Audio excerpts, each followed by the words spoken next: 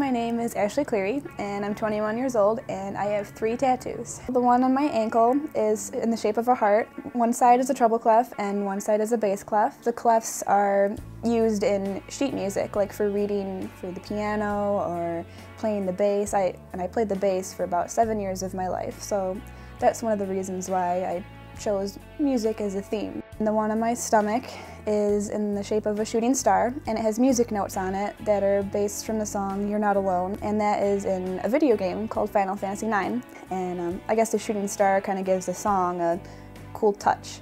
The tattoo on my back is a quote from a song called Millstone by the band Brand New. It says, "Be my breath, there's nothing I wouldn't give."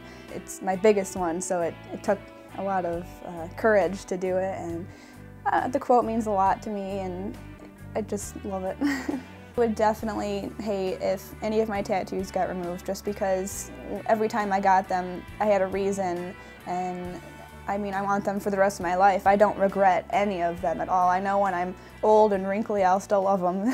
So.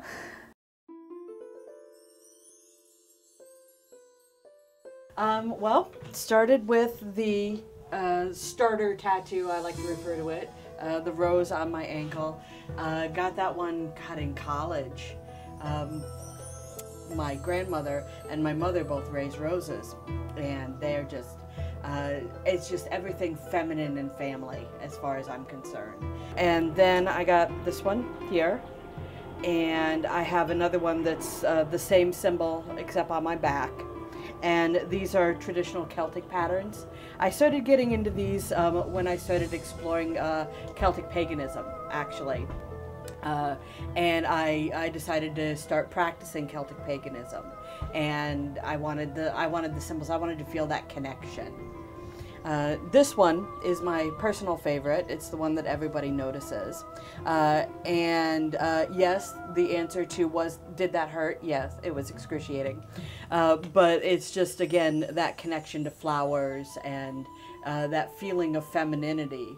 And I always think to myself, you know, people think that tattoos are so harsh and, you know, you must be a rebel or a biker or something if you have a tattoo. But then I have a tattoo of like the girliest thing you can think of. I'm a teacher, and all of my students, or actually a lot of my students, they ask about the tattoos, and a lot of them come up to me and say, "Oh, I want to get this and I want to get that, and what do you think I should get and where should I get it?" And the first thing I say to them is, before you get a tattoo, ask yourself, can I show this to my mom today, and will I be willing to show it to my grandkids when I'm 85? Because a tattoo is not a thing. It is not dyeing your hair purple. It is not getting your ears pierced. This is part of your soul, and it should be something that you want there forever. You want it all right?